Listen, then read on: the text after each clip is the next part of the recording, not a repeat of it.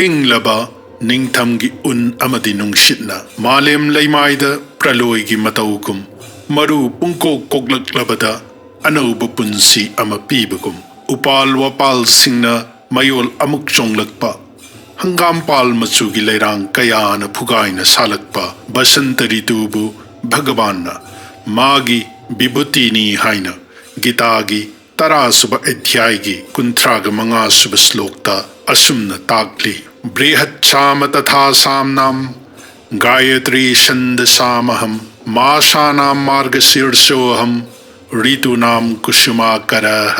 सामवेदगी स्त्रोत सिंगी मनुंगदा बृहच्छाम ऐनी संद सिंगी मरक्ता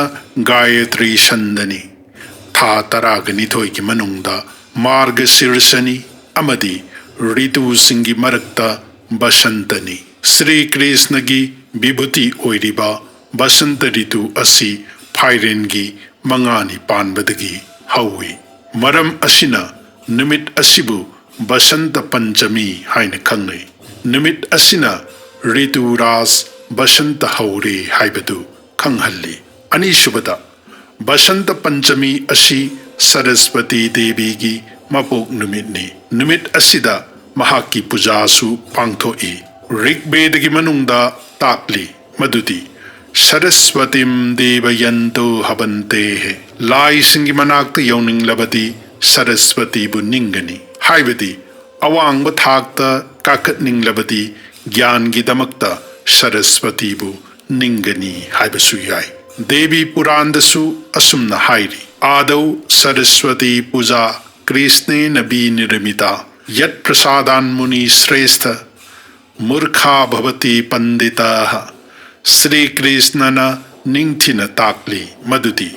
अहानबदा सरस्वती पूजा तौगनी मरमदी मागी थौजालना मूर्खसु पंडित ओय सरस्वती इमादी महैमसिंग कला अमदी इशैगी मबेमनी इमागी मिंगबु पुराण सिंगदा सावित्री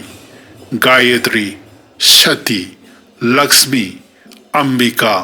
बागदेवी बानी शारदा बिना पानी विद्याधरी न चिंबना खंगनरी इमाबु सरस्वती हाइन कौबगी मरमदी संगीत के स्वर तरेट इमादगी पोखिबननी मरम असिना इमाबु स्वरात्मिका हाइन खंगै हाइबदी स्वर नत्रग सूर्गी मबेमा सरस्वती हाइबन स्वर ताल राग अमदी लयगी मबेमनी बसंत पंचमीदा इमाबु पूजा कचबना महिमसिंग चौखटपा अमदी संगीत कलान चिंबसु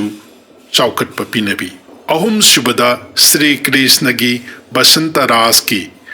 अहोबसु बसंत पंचमीदा ओइरी भागवत ताकलिबा महारास अदुना शरद ऋतुगिनी अदुगा बसंत रास हाइन खंगनबा बसंत ऋतु की रास असिदी जयदेव कविना गीत गोविंद द फोंदोकली अमदी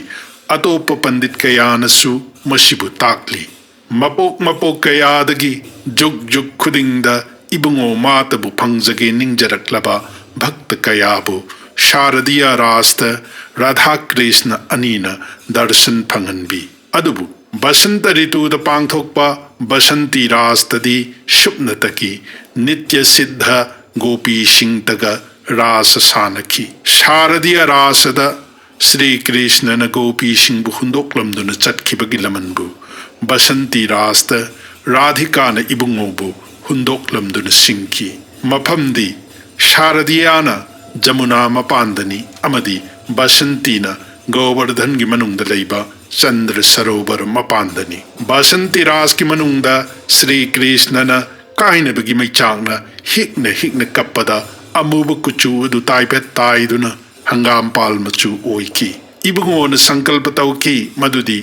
कलीदा अइना कुचु असिमक्त अवतार तौदुना श्रीमती राधिका की मतिक मगुनबु जगत्ता संदोकनी मरमसिना इबुंगोन कलीदा गौरांग ओइना अवतार तौबिकी वारी असी चैतन्य चरितामृतदा राय रामानंद का प्रभु का सानकिब वारीदा निंगथिना ताकली इबुंगोगी बसंत लीलाबु रसिक वैष्णव सिंह नुमित असिदगी हौदुना सक्ष सोंजदुना अबेर खेल न चिंबा पांगथोकपा हौई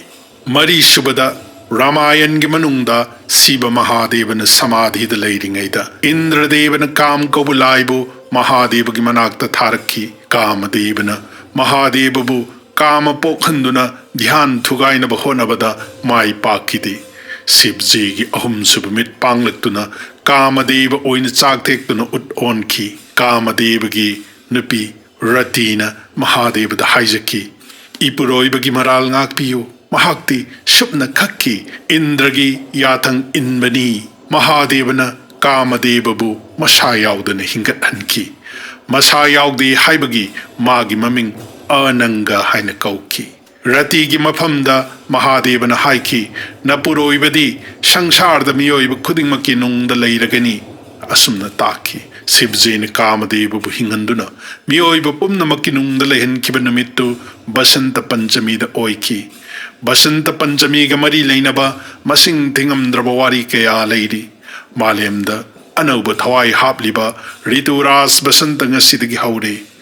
अवांग ज्ञान तालिबसिंग कला अमदी इसै नोंमाइगी लमदा लैरिबसिंग अमदी वैष्णव सिंग मरु ओइब नुमित असिना लाकपदा खुदिंगमकी मफमदा याइफा पाउजेल पिजरी हरे कृष्ण।